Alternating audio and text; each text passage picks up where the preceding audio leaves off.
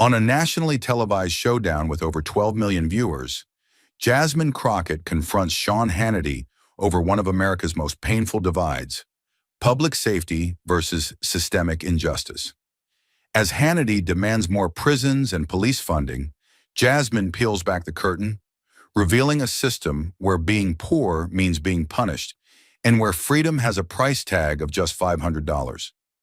The clash intensifies when she unveils hard numbers, corporate ties, and the human cost of a justice system built on profit, not fairness. Her voice trembles, but not with fear, with fury and truth. What if the greatest threat to your freedom wasn't crime, but the system built to punish the poor? Stay with us. This is a story worth every second of your time. The camera soared over the skyline of New York City, cutting through the amber haze of early evening before plunging into the electric blaze of the studio lights. Inside the Fox News set, the air was ice-thin, charged with tension, like the moments before a thunderclap. Sean Hannity leaned forward behind his polished desk, blue tie stiff and perfectly knotted, fingers steepled with theatrical control. Millions were watching. "Congresswoman Crockett," he began, his voice sliding with smug authority, "if police and prisons aren't given more funding, then tell me, who's going to protect American families from the criminals crawling our streets?" The words were razor-edged, engineered for maximum damage. Gasps rippled through the live studio audience, already stirred by the on-screen graphics flashing. "Crime wave. Are we handcuffing our heroes?" He smirked slightly, sure he'd drawn blood before the battle had even begun. Then, silence. The camera pivoted like a hawk closing in on its prey. It found her. Jasmine Crockett sat composed, dressed in a deep navy suit that absorbed the glare like armor. Her hand rested not on her heart, nor clenched in a fist, but firmly over a thick manila folder marked in bold black. "Undue detention, systemic injustice case files." Her eyes didn't flinch. They locked on Hannity with the cold fury of someone who had spent too many nights reading autopsy reports of teenagers who never made it home. For a heartbeat, she didn't speak. Her silence screamed louder than any slogan. A single beat of light ran down the edge of her cheekbone. Part sweat, part defiance. Then she slowly lifted the folder, placing it on the desk in front of her, like a war drum being set before battle. And though she hadn't yet said a word, every person watching could feel it. This wasn't going to be a debate. This was going to be a reckoning. And just as the silence threatened to tip into Jasmine's control, Sean Hannity leaned into the desk like a man reloading a weapon. Not to ask, but to dominate. His voice dropped to a low, authoritative rhythm, the kind that millions of loyal viewers had come to trust not because it was accurate, but because it sounded certain. "Let's stop pretending," he said, eyes narrowing as if bracing to deliver a national verdict. "America isn't just facing challenges. We're being attacked from within. Our cities have become war zones." He turned slightly, inviting the camera to capture his solemn expression, as if delivering a presidential address. Then the screens behind him flashed with bold, blood-red headlines. "Violent crime spikes 34% in Democrat-led cities. Carjackings triple in Minneapolis. New York homicide rate at 20-year high." He rattled them off like bullet points in an indictment. In Philadelphia, children are getting shot walking to school. In Portland, gangs rule the streets. In Chicago, it's a bloodbath every weekend. He paused, allowing the words to settle like ash in a burning room. "And what's the answer from the progressive wing of the Democratic Party?" he asked, turning his gaze to Jasmine now, with something between accusation and amusement. "Defund the police." His voice twisted the phrase, laced it with scorn. "That's not policy. That's not compassion. That's a roadmap to anarchy." Behind him, the screens began playing B-roll footage. A jewelry store being ransacked, sirens wailing, blurred figures running in the night. "You want fewer officers on the streets?" he asked, voice rising. "Then you'd better be ready for more body bags in the morgue." He slammed his palm lightly on the table for emphasis. Not rage, but performance. The studio lights flared slightly off the silver in his cufflinks. His tone lowered again, wrapping itself in the veneer of patriotic responsibility. "This isn't about race. This is about law. This is about whether a mother in Detroit can walk her daughter to school without being caught in crossfire. whether a shopkeeper in Harlem can keep his doors open without being robbed twice a week. The camera panned to his audience, heads nodding, hands clasping, some whispering affirmations under their breath. Hannity was doing what he did best, feeding fear as proof of wisdom, but beneath his words, crafted to sound like protection, was a chilling implication Jasmine Crockett knew all too well. That safety belonged only to those who could afford it, that police were not guardians, but enforcers of a carefully structured order. And in this studio, she wasn't being asked to offer solutions. She was being put on trial for daring to question the system. Her silence in that moment wasn't hesitation. It was containment. Because while Hannity used crime as currency, Jasmine carried something heavier: stories of boys locked up for stealing diapers, of girls frisked in front of their schools, of black men beaten in silence and branded with records that would never let them breathe freely again. And she knew. When the nation equated justice with jails, the most dangerous lie was the one told with perfect pronunciation and a perfect suit. But just as Hannity's final word echoed like a gavel through the studio, "More body bags," Jasmine Crockett moved, not abruptly, not with fire, but with the slow, precise gravity of someone who had sat across too many grieving mothers and read too many files stained by state-sanctioned indifference. She didn't raise her voice, but the silence leaned into her, as if the room itself was bracing for what was about to be said. She placed both hands flat on the desk, steady, grounded. Then came the cut, calm but surgical. "This isn't about crime," she said, her tone as sharp as a courtroom verdict. "This is about money, and who becomes a tool for profit in a system built not to serve, but to extract." Her gaze didn't leave Hannity. Her words weren't just spoken. They were directed like arrows. She reached into the folder again, drawing out a printed document with a single, heavy header: Vera Institute of Justice, Pretrial Detention Report. No graphics, no music, just paper and the truth. "This," she said, raising it slowly, "isn't an opinion. It's data." Her voice hardened. Over 400,000 people across this country are sitting in jail right now. Not because they've been found guilty, but because they couldn't afford bail. The word couldn't hit with force. "Let me say that again," she continued, pressing the sheet forward so even the camera could catch the bolded text. "Nearly 80% of all people held in local jails have not been convicted of a crime."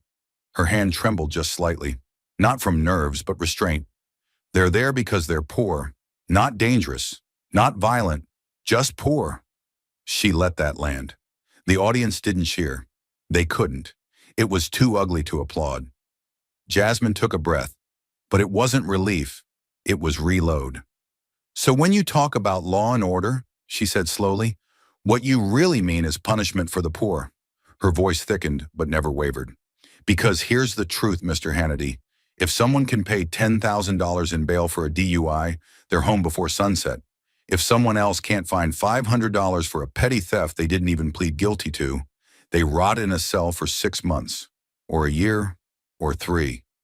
Her words pulled no punches. They were exact, merciless in their exposure. Justice in America is for sale, and the price tag is not written in law. It's stapled to your income. She lowered the paper back to the desk, but the weight of her message remained in the air like smoke after gunfire. "This system doesn't ask if you're innocent," she said, leaning in now, eyes cold. "It asks if you can pay." Her fingers tightened around the edge of the table, white-knuckled. "And if you can't, well, then you are guilty until proven rich." The sentence dropped like steel. No music played behind her. No applause cue, just stillness. The kind of stillness that comes when a wound gets named out loud. And if Hannity thought the room had absorbed enough, if he believed the storm had passed, he underestimated the weight of what Jasmine Crockett still carried. With a single press of a button, the back wall of the studio transformed, not into chaos, but into something far more damning, a clean, color-coded graph. No dramatic music, no manipulated clips. Just a silent curve rising steeply from left to right, glowing blood red under the cool studio lights. Jasmine didn't look at Hannity.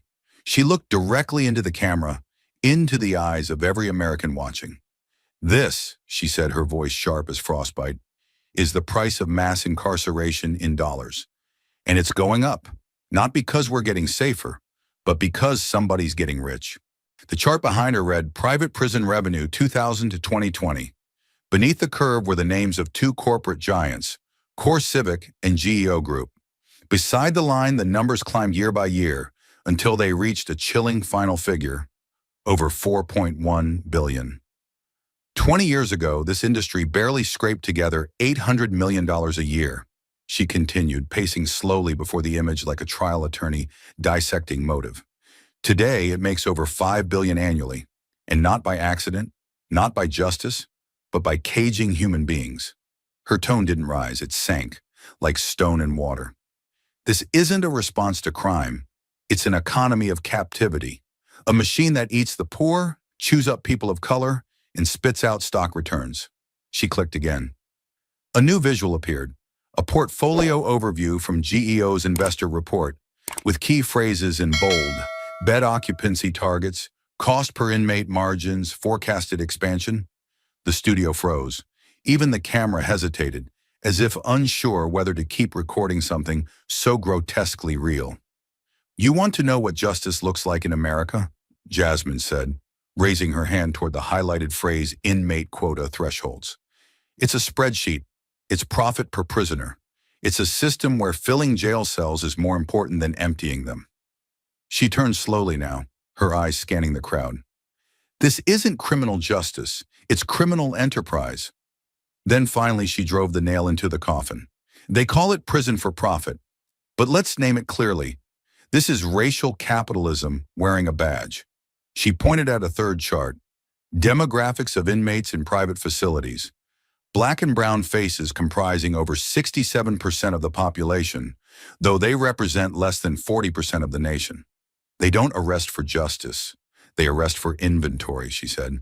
"Because in this system, a black teenage boy isn't a citizen. He's a commodity, a line item, a dollar sign with a heartbeat." Her voice throbbed with conviction now, not outrage, but revelation. "The more they arrest, the more beds they fill. The more beds they fill, the more Wall Street smiles. And in that smile, entire families are broken." Her hand returned to her folder, but she didn't lower her eyes. "So the next time someone asks you why our prison population dwarfs every other developed nation, don't say crime. Say dividends. Say contracts. Say capitalism dressed as justice." The studio remained still, unnerved not by theatrics, but by how little of this had ever been said on a stage so large. Behind Jasmine, the graph didn't just climb, it loomed, like a verdict rendered by silence. But just as Jasmine's final graph burned itself into the minds of every viewer like a financial autopsy of human suffering, Sean Hannity shifted gears, abandoning numbers, abandoning documents, and reaching instead for something older, something insidious dressed in faux common sense. He leaned back in his chair as if he had been waiting for this moment all along, lacing his fingers together and tilting his chin upward like a judge ready to render a verdict. His voice was smooth, performative, worn like a familiar suit. "Congresswoman," he began, lacing her title with a patronizing warmth, "you're talking about profits and prisons, charts and contracts like they sprang out of nowhere. But the real issue, the issue none of you on the left ever want to face, is culture." He motioned toward the camera as though inviting the country to nod along. "We can talk about Wall Street all day long, but let's not pretend that's what's causing gunshots in the streets of Chicago. Let's not pretend that's why 14-year-olds are joining gangs or why entire neighborhoods are ruled by violence." Then he paused as if building toward the punchline he knew would land. "It's broken homes. It's fatherless households. It's a generation raised on gangsta rap, glorifying drug dealers, drive-bys, and disrespecting police." His tone dipped into a rhythm he had rehearsed for years. "The prisons didn't create the violence, Congresswoman. The music did. The culture did." He nodded, satisfied with the weight of his own conclusion, while in the audience, scattered heads bobbed with the ease of those who had never questioned that narrative. It was a familiar attack, old as Reconstruction, subtle as a lash behind a sermon. He didn't mention race. He didn't need to. The imagery did it for him, absent black fathers, inner city violence, aggressive youth, beats and rhymes and blame. It was a tactic designed not to argue, but to divert, to shift the fault line from the system to the victim, from policy to pathology, from power to poverty. He folded his hands again and offered a final line like the last brick in a moral wall. At some point, maybe the real conversation isn't about police budgets, but about personal responsibility. He smiled as if what he'd said was reasonable, as if it was neutral. But Jasmine Crockett didn't smile. She didn't even blink. Her stillness wasn't silence. It was strategy. A silence thick as storm clouds before lightning tears the sky. She sat for 1 second more than was comfortable. Then she leaned forward, slowly, like someone lowering the barrel of truth onto the table. Her voice, when it came, was low and even, deadly calm. "You just turned the grief of entire communities into a punchline," she said, eyes locked on him like crosshairs. "You just traced centuries of systemic violence, economic starvation, red line maps, and state-sanctioned exclusion, and flattened it into a stereotype about music." She raised her hand, index finger trembling, not from fear, but fury held back like floodwater behind a dam. "Do not sit there in a $1 million studio funded by ad dollars and pretend you understand what happens in neighborhoods your producers wouldn't dare step foot in without a camera crew." The camera zoomed slightly, unconsciously drawn to her face. Her jaw was clenched, her breath sharp and measured. "Let me explain something to you, Mr. Hannity," she continued, her voice sharpening. "Rap didn't invent violence. Gangs didn't invent fatherless homes. But this country, the system, invented poverty so deep it ate fathers alive through mass incarceration. It invented schools without textbooks and neighborhoods without clinics. It invented a world where children pick up microphones because the courtrooms and classrooms were never built for them." She paused long enough for her words to settle like steel. "And now you want to blame the soundtrack for the fire you lit?" The silence that followed was unbearable. Not because it was empty, but because it was true. And if the studio had still clung to any illusion of detachment, of politics as sport, of this debate as just another episode, Jasmine Crockett was about to end it. Not with more numbers, not with another chart, but with something far more dangerous: memory. She didn't speak right away. She reached forward with a deliberate calm, her fingertips brushing the worn edge of a separate manila folder. The camera caught the motion. Slow, reverent, heavy. "You want to talk about responsibility," she said, not looking at Hannity now, but down into a story the country had buried under years of indifference. "Then let's take responsibility for what we've done to children we never saw, or worse, refused to see." She opened the folder and pulled out a photograph, the kind that looks ordinary until you know the story behind the eyes. "This is Khalif Browder," she said. The photo hit the screen behind her. No music, no fade-in. Just a teenage boy in a plain white t-shirt, unsmiling. He was 15 when the NYPD accused him of stealing a backpack. He said he didn't do it. There was no physical evidence, no trial, no conviction. But because his family couldn't afford $500 in bail, he was sent to Rikers Island. Her voice dropped lower now, not softer but more focused, like a scalpel. He spent 3 years there, 2 of those in solitary confinement, locked in a cell the size of a parking meter box for 23 hours a day, for a backpack, for $500. The audience was silent now, not stunned, not confused, but gut-punched. Jasmine's hand didn't tremble as she reached again into the folder and withdrew a single page. Creased, aged, photocopied. "This is the letter he left behind," she said, "written 2 years after he was finally released, after the state let him go, but never let him heal." She unfolded it with unbearable care. The audience leaned in. The studio lights seemed dimmer. Even Hannity sat motionless, his gaze lowered. Jasmine's voice was steady as she read. "I'm sorry. I feel like I'm still locked up. I hear the keys every night. I can't breathe outside. I wake up expecting the guards. I don't want to be here anymore." She didn't dramatize it. She didn't need to. The words were sharp enough to pierce bone. When she finished, she folded the letter back into its envelope and placed it before her like a relic. Then she raised her eyes, not to Hannity, not to the audience, but to the camera, to the nation. He was never found guilty of anything, she said, each word like a hammer. But this system treated him like a monster because he was black, because he was poor, because he couldn't post bail. She sat back slowly, her voice never rising, but the ground beneath her words shook with something deeper than rage. Khalif didn't die because of violence in his neighborhood. He died because the state put a boy in a cage, left him there, and called it justice. And then she said the line that turned the studio to ice. You tell me what part of that was about culture, and what part was just cruelty, legalized and monetized.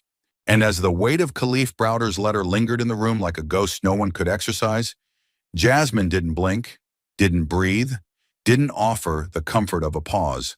She reached forward once more, not to mourn, but to indict. With one firm click of the remote, the screen behind her shifted again, and this time, it wasn't a victim's face or a graph of racial disparity. No, this was colder, more dangerous. What appeared now were corporate logos, GEO Group and Core Civic, glowing like neon brands seared into the steel bars of American justice. Below them, lines of fine print began to scroll down the screen. Campaign donations, lobbying expenditures, bundled funds. A river of money flowing not into rehabilitation programs or school grants, but into election war chests. Jasmine turned toward the camera, her voice no longer wounded, but sharpened to a blade. You want to know why nothing changes? She asked, eyes unblinking.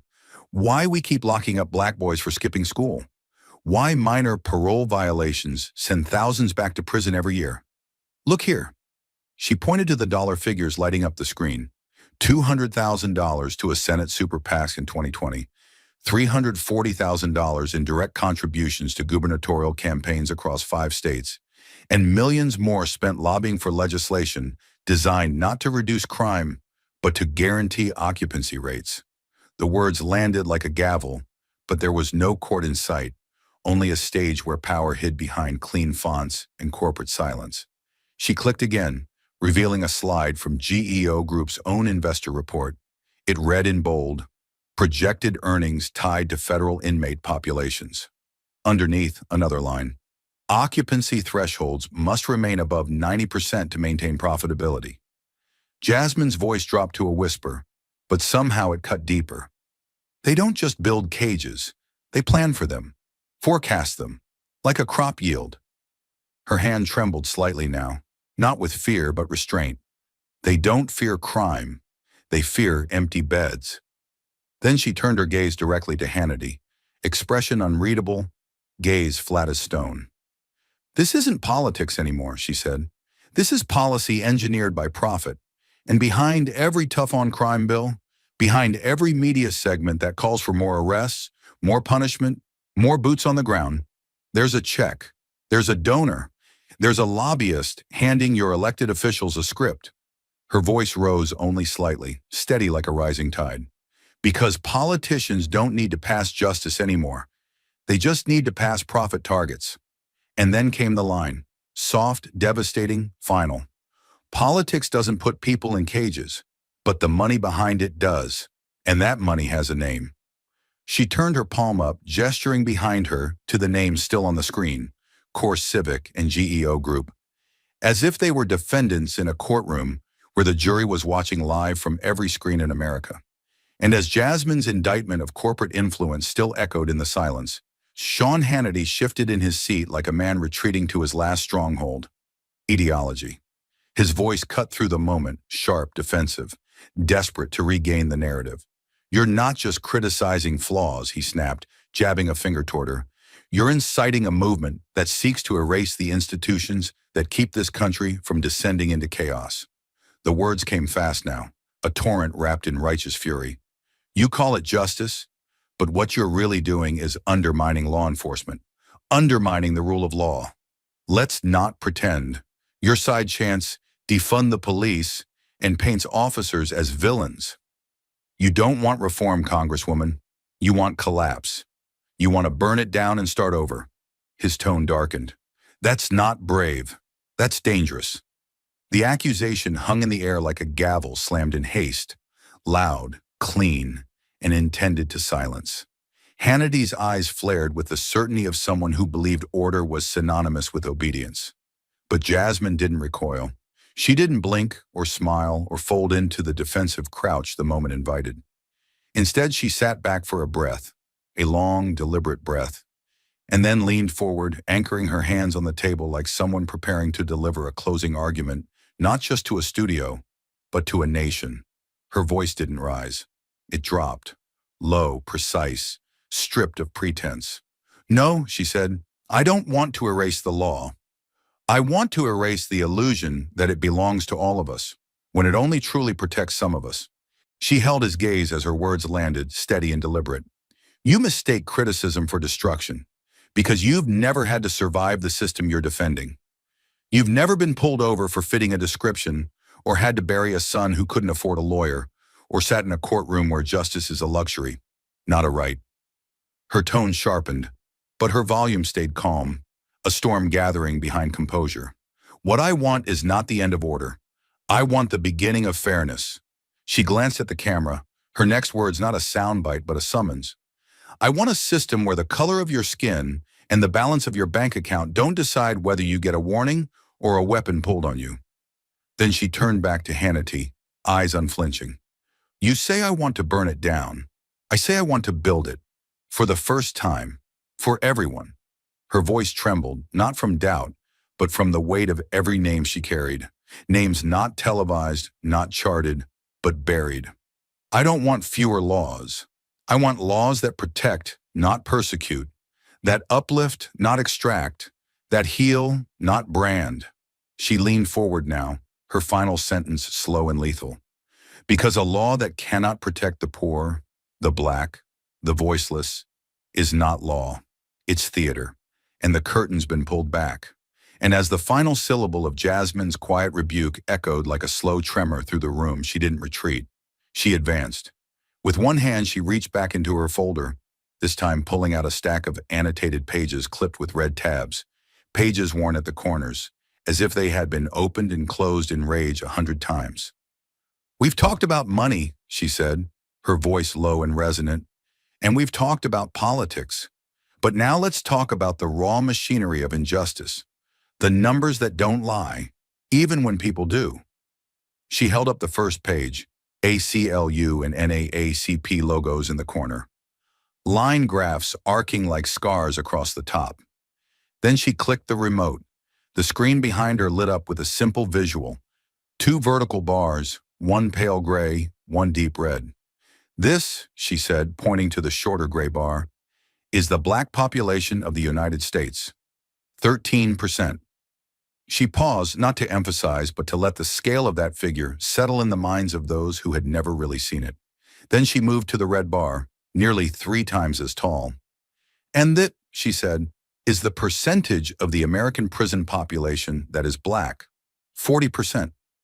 The contrast was blinding. She turned slowly back toward the room, scanning it. "That's not a coincidence. That's not a blip. That's a pattern, a design, a message embedded into policy, into courts, into patrol routes and plea bargains and bail algorithms." Her tone darkened, not with volume, but with gravity. "This system doesn't just punish Black Americans more harshly. It expects them. It plans for them. It budgets for their incarceration before they even turn 10. She clicked again. A new slide appeared. This one's starker. A table, 2 columns, same charges, different outcomes.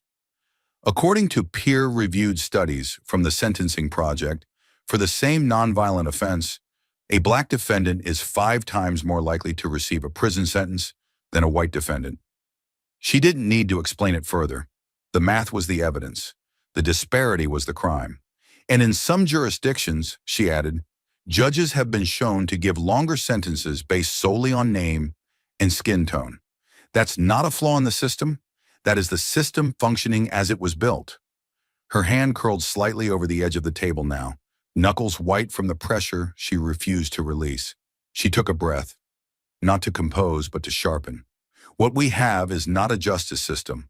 What we have is a machine of selective vengeance, a mechanism that processes black pain into state data. That converts melanin into mugshots and records and ruins. Her voice dropped to a whisper now, but the words cracked like lightning. This isn't justice. This is legalized racial engineering, a caste system disguised as law, a pattern so complete that even silence becomes complicity. She let her final line fall slowly, precisely into the quiet. This is not equal protection. This is not blind justice. This is apartheid in legalese, codified, spreadsheeted, and quietly ignored, until now. And just as Jasmine's final sentence, apartheid in legalese, settled like ash over the studio, the silence that followed wasn't empty. It was electric, heavy, loaded with the kind of tension that turns truth into reckoning. Then, without warning, the control room buzzed in through the earpiece of the floor producer. A soft, clipped voice came through the headset. "We've got a caller. It's someone's mother." The line was already live. The producers hesitated. But something in the voice, fragile, shaking, cut through protocol like a blade. Hannity's team, for once, didn't protest. The screen behind Jasmine flickered. A black square appeared, blank at first, then slowly filled with audio waves pulsing in rhythm with a woman's trembling breath. The studio lights dimmed slightly as the phone line went wide. A voice cracked into existence. "Hello?" The sound came haltingly, not with the polish of a prepared guest, but the rawness of someone who had nothing left to protect. "My name is... I'm sorry," she choked, then continued, her words spilling over each other like grief rushing through a dam. "I didn't plan to speak. I saw you, Congresswoman Crockett, and I couldn't stay quiet anymore." Jasmine didn't speak. She bowed her head gently, listening. The caller steadied herself with a long exhale that trembled through the studio speaker system. "My son's name is Darius," she said. "He's 17. He's been in jail for 6 months now. He didn't hurt anyone. It was a shoplifting charge. His friends dared him to take a pair of headphones from a gas station. $40.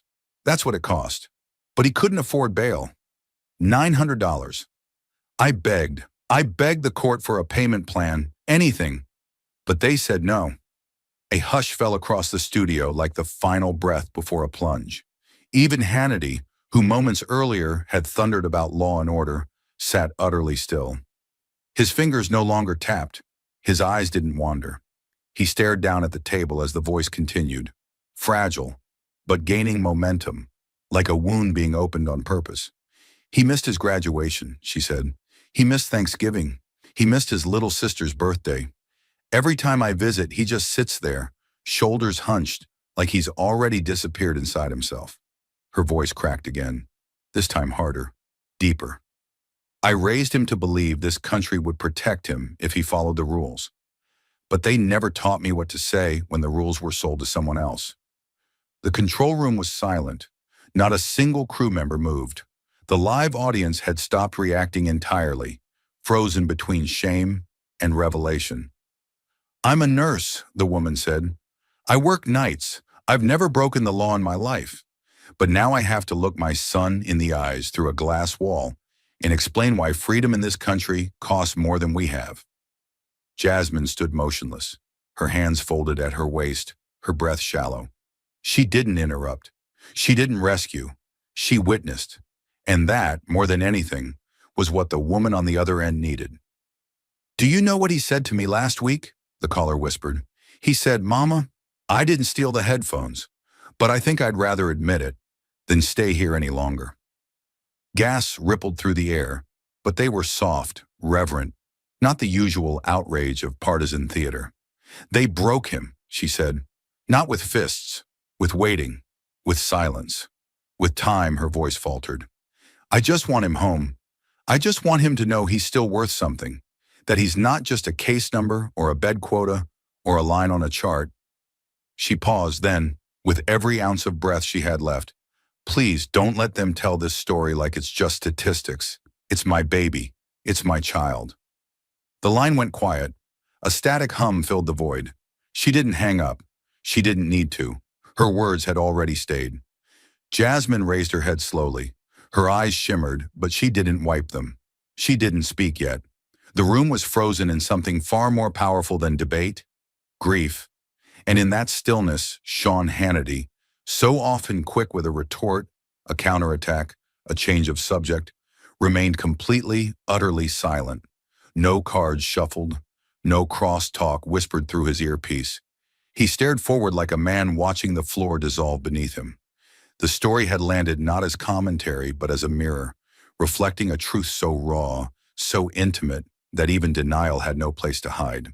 The audience didn't applaud. It couldn't. It wouldn't. Because applause would have broken the spell. And this wasn't performance. This was revelation. For a moment, the entire nation, through cameras, through cables, through every glowing screen, stood in that same invisible jail cell with Darius, counting the days, wondering how justice became something you could lose access to for $900, wondering how many other mothers were still waiting by a phone, holding their stories in their throats like broken glass. And still, Jasmine said nothing, because in that moment, silence wasn't avoidance, it was respect. Because some truths don't need explanation, only exposure. And as the last tremor of that mother's voice dissolved into the stillness, leaving behind a silence too sacred for applause and too sharp for comfort, Jasmine Crockett took one breath, one slow recalibration of grief into resolve. She didn't look down. She didn't blink. She turned her gaze back to the camera, then reached again for the remote. Her thumb hovered for a moment over the button, and when she pressed it, the studio lights dimmed just enough for the screen behind her to glow like a confession no one could unhear. "Let's stop pretending this is about safety," she said quietly, "and watch how it's actually about sales." A video loaded. The footage was grainy but real, unedited, unrehearsed, and devastating. A corporate conference room appeared on screen, sterile and professional. A man in a dark navy suit, Robert Warden, chief executive of GEO Group, stood at a podium, facing a room filled with investors. The camera caught the glint of crystal water pitchers, the low murmur of anticipation before an earnings report. Jasmine didn't speak. She let the man speak for himself. His voice rang out, calm and proud, projected across the studio speakers. "Our model remains stable because we're confident in occupancy rates. Each inmate is, functionally speaking, a revenue unit. Our focus is not only on securing long-term federal contracts, but also ensuring operational continuity across facilities by maintaining a healthy population baseline." There was a pause in the video, but not in the room. The weight of that sentence, "each inmate is a revenue unit," didn't need emphasis. It echoed louder than any scream. The screen showed no shame, no hesitation, just a spreadsheet behind the CEO, listing terms like capacity utilization, growth forecasts, and average length of stay. Jasmine let it roll 5 seconds longer, long enough to catch the polite laughter from a board member in the front row. Then she clicked to black.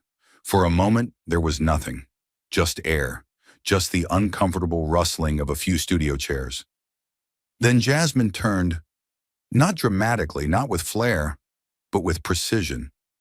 She looked Hannity dead in the eye, like someone delivering a name at a sentencing. "That," she said, her voice quiet and razor-edged, "is the truth you won't look in the face." She didn't blink.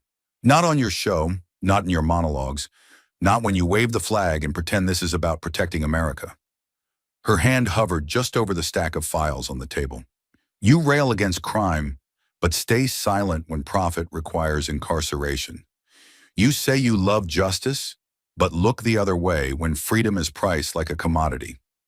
She began walking slowly, measured steps toward the center of the set, eyes still locked on Hannity.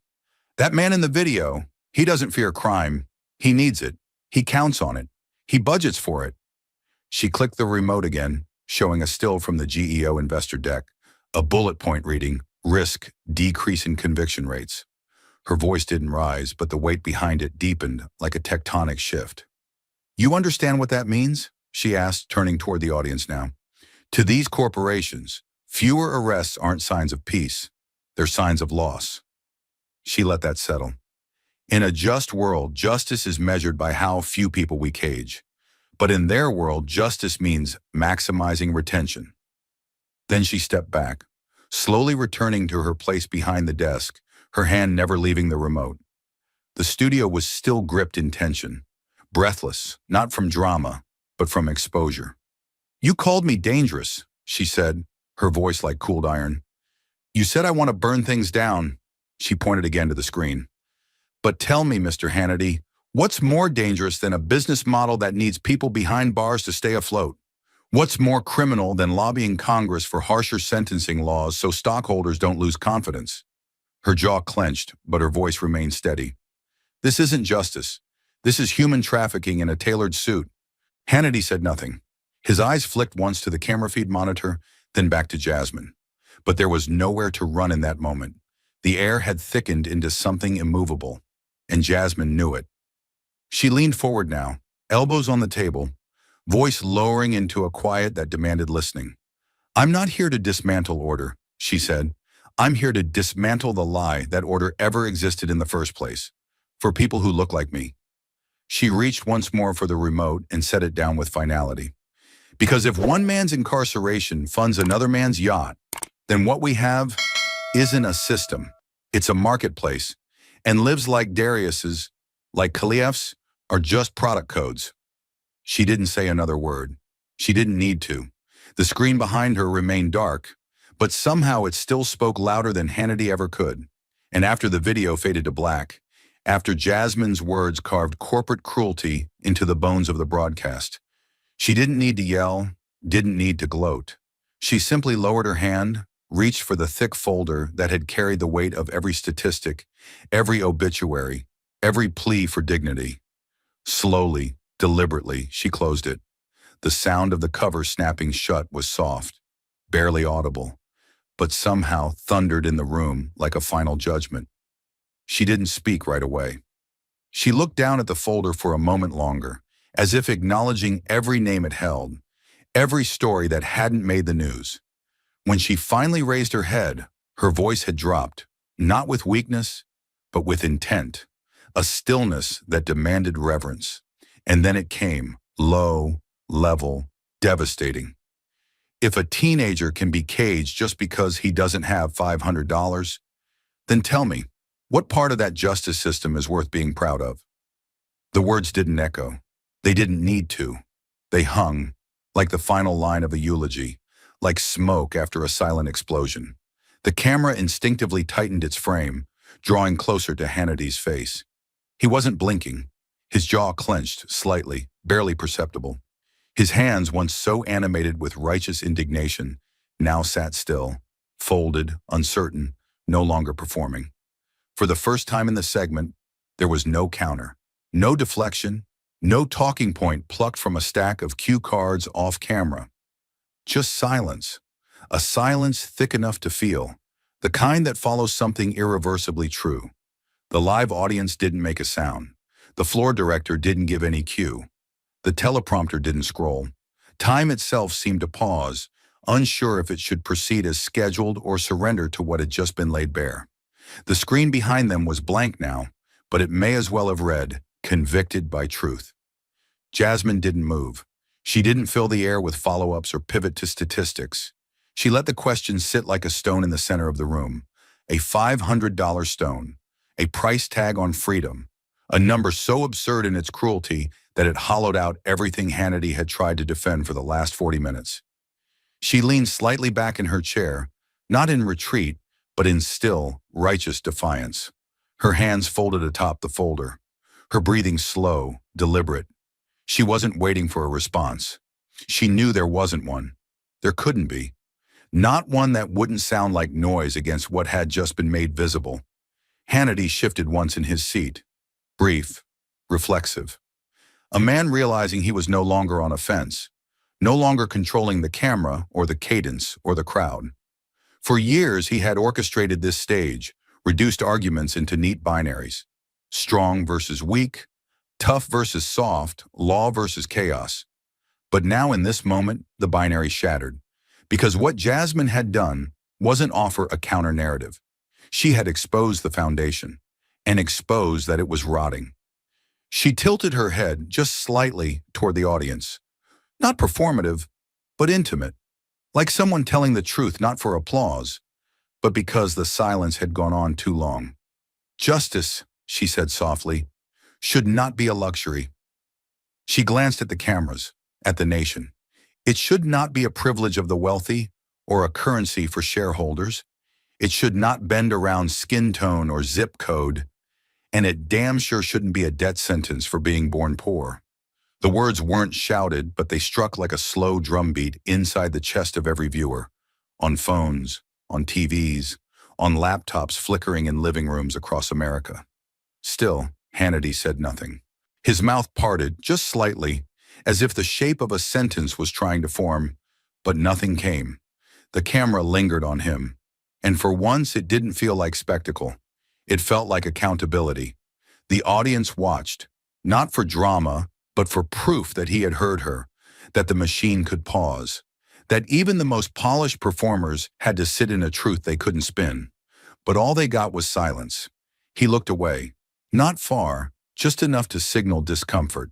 Then back, still no words, and Jasmine, watching him, simply nodded once. A slow, solemn nod. Not of victory, but of recognition. She wasn't surprised. This was always how it went. Speak the truth, the full, undiluted truth, and those who benefit from the lie will retreat into silence, not because they have no voice, but because for once, they have no defense. She looked down again at the folder, still closed, as if to say, there's more in here. I could keep going, but you've already heard enough. Then slowly, she slid it to the center of the table. Here's your Law and Order, she whispered, not accusingly, but mournfully. A child sits in jail because his mother didn't have $500. And we dare to call that justice? Her hand stayed on the folder for a long moment, fingers curled slightly around the edge. Not for control, but because letting go of it too quickly felt wrong. Felt like betrayal. The lights didn't dim.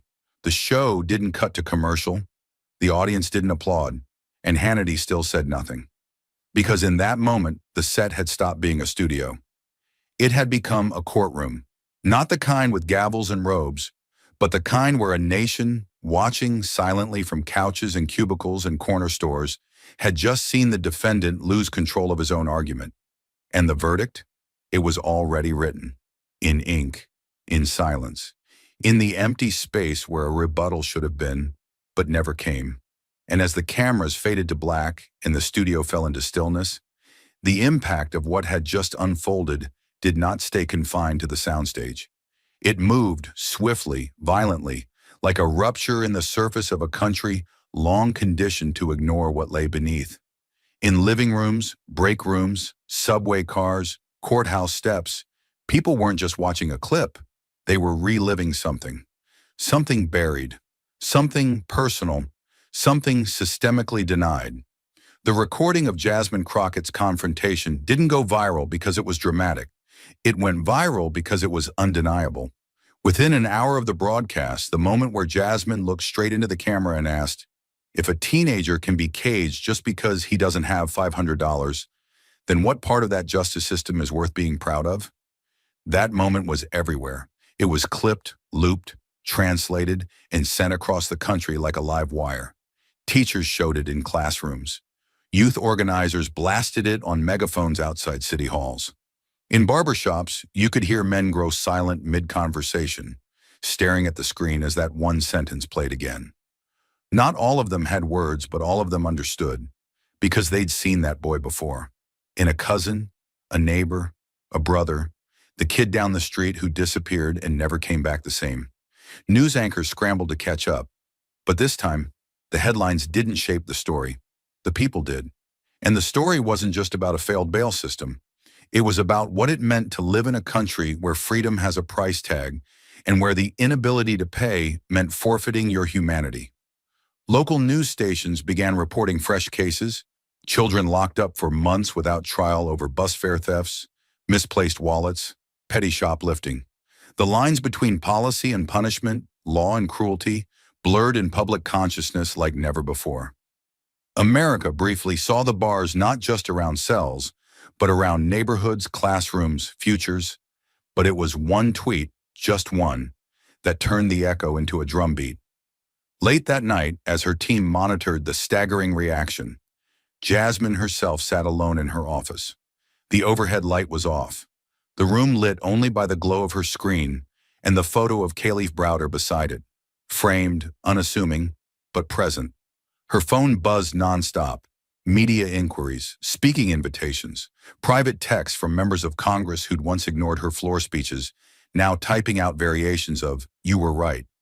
But she didn't respond to any of them. Not yet. She opened Twitter. She typed without drafting, without checking, without hesitation. Not everyone in jail is guilty, but any system that jails the poor because they're poor is a system that deserves to be on trial. No flourish, no emojis, just the weight of conviction distilled into 140 characters. The tweet didn't just travel, it tethered, not to the usual noise of political discourse, but to the real people who had lived it. Mothers who had mortgaged their homes for bail, teens who'd come out of holding cells with shadows in their eyes, public defenders who'd fought uphill in courtrooms built like factories. Within hours, the message had reached every corner of the country, not as a plea for policy, but as a line in the sand, a dare, a mirror, and the country was now staring back at itself. Civil rights groups reposted it with statements of solidarity. Former judges quoted it at town halls. Community leaders painted the words on banners at protests. But the most powerful echoes didn't come from organizations. They came from individuals. From a young man in Georgia who simply wrote, "This tweet is the first time I've seen someone say out loud what happened to me." From a mother in Ohio who shared her son's story and closed with, "Thank you for saying what I couldn't." And yet Jasmine didn't treat the tweet as a victory. She didn't log off and smile. She didn't bask in trending status. She stared at her screen, then back at Kalief's photo. "You should still be here," she whispered. "You should have made it to 25. You should have been free." She closed her laptop slowly and leaned back in her chair, eyes still fixed on the darkened window that reflected the city lights of D.C. Her voice low, steady, only for herself. The system's on trial now, and this time, it doesn't get to walk away. Outside her office, the noise swelled. Journalists gathered. Emails poured in. But inside that room, Jasmine Crockett wasn't preparing for interviews.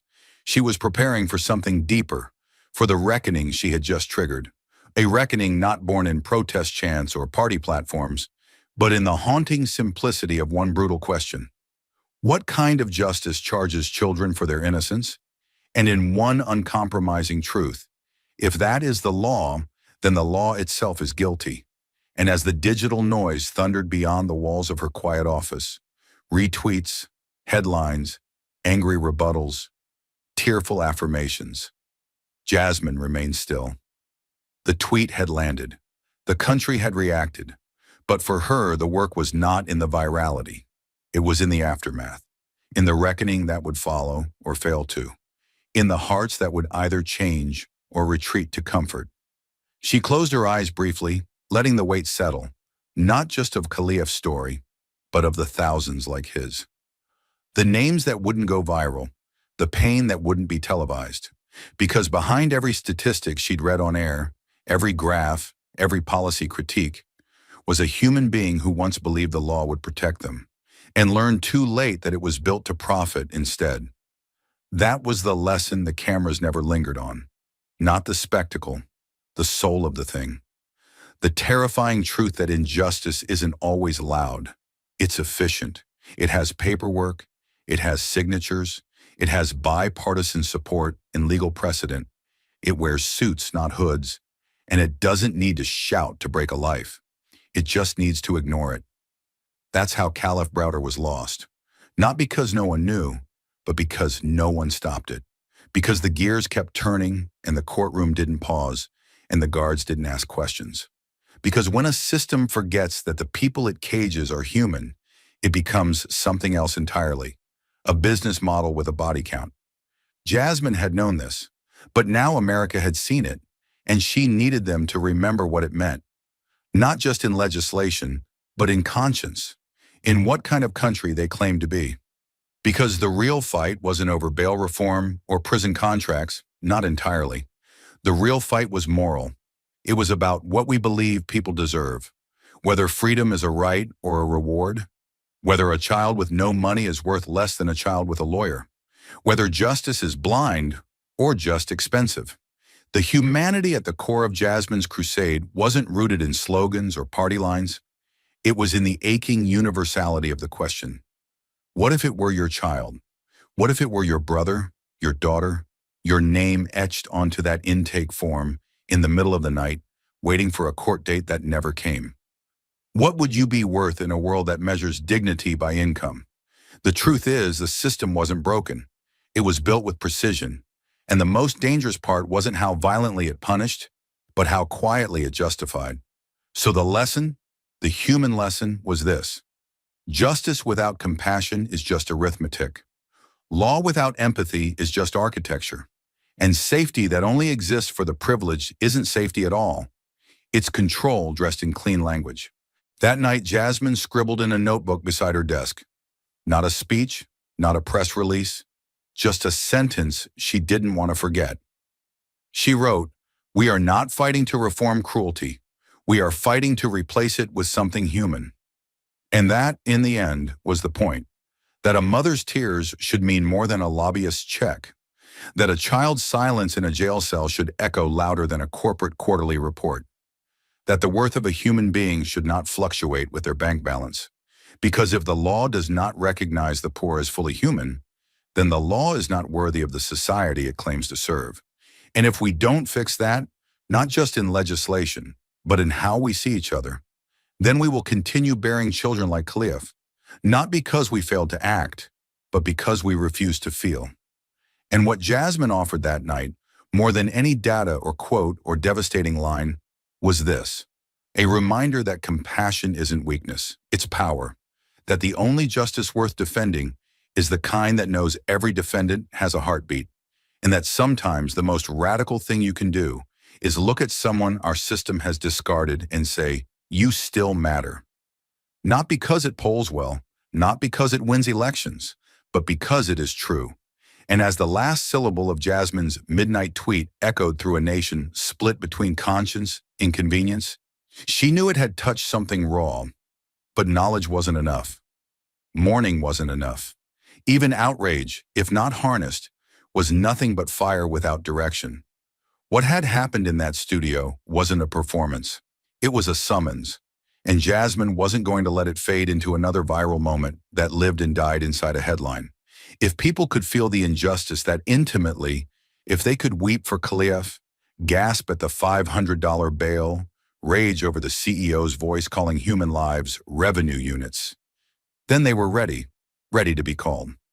So the next morning, with sleep-deprived eyes and a still shaking hand, Jasmine walked out of her office and stepped in front of a press gaggle already triple the usual size. But she didn't go to the Capitol. She didn't go to the polished halls of power. She stood on the courthouse steps of a local detention facility in D.C., the exact kind of place where boys like Khalif disappear every single day. The morning air was thick with humidity and tension. Cameramen adjusted lenses. Protesters stood shoulder to shoulder in silence. A mother in the front row clutched a laminated photo of her teenage son. Jasmine didn't wait for the cameras to signal. She gripped the podium with both hands. And when she spoke, it wasn't with applause in mind. It was with urgency that cracked like thunder. "We have spent the last 24 hours grieving," she said, her voice steady but electric. "But I didn't come here to grieve. I came here to interrupt." Her words sliced the morning open like a scalpel. "We've all seen the video. We've all heard the mother on the phone. We've seen the charts, the headlines. But let me be clear, awareness is not action, and justice doesn't grow from sympathy. It grows from pressure."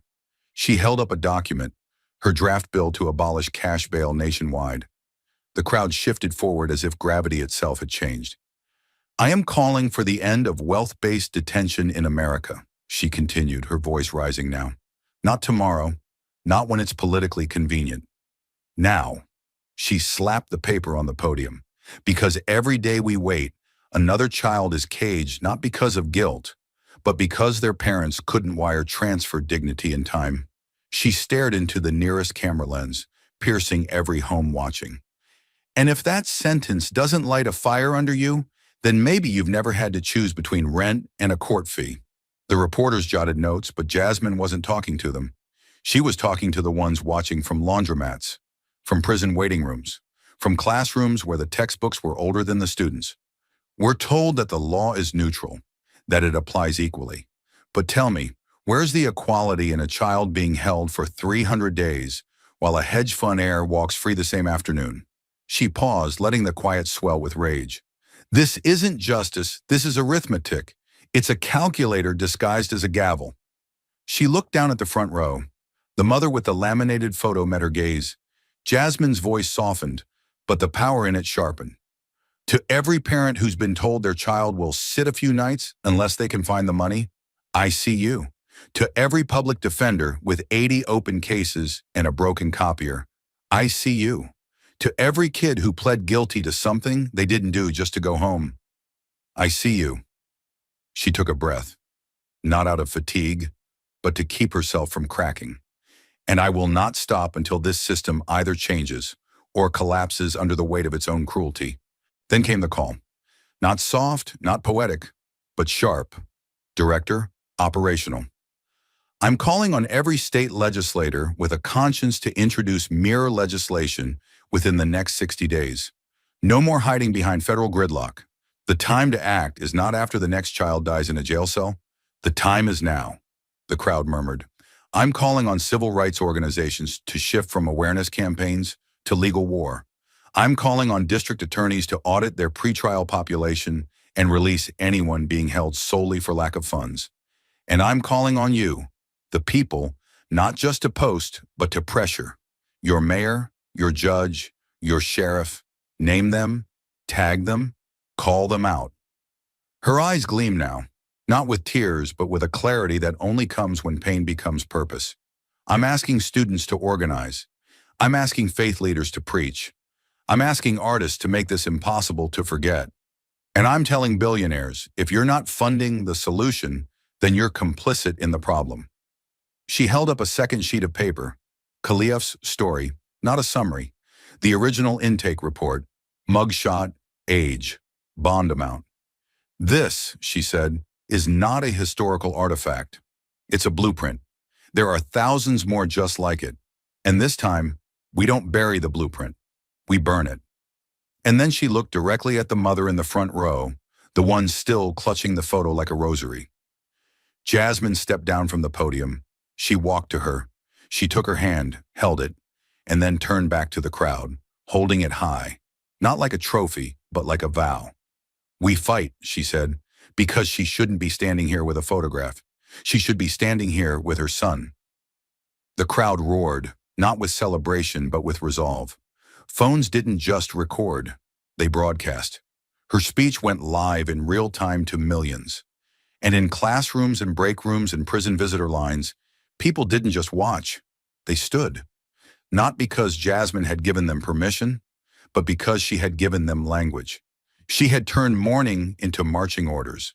That day, bail funds doubled in donations. 10 new chapters of youth abolition groups were formed before sunset. A coalition of public defenders across 5 cities launched a coordinated mass motion for release of all nonviolent detainees under $1,000 bail.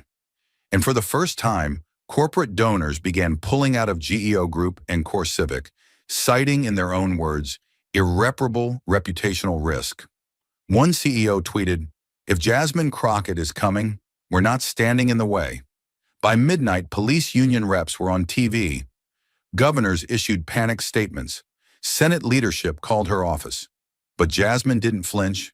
She didn't retreat.